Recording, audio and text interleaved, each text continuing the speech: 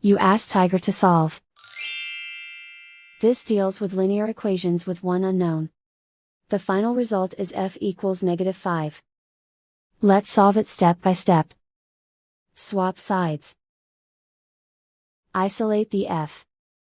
Divide both sides by -6. Cancel out the negatives. Simplify the fraction. Move the negative sign from the denominator to the numerator.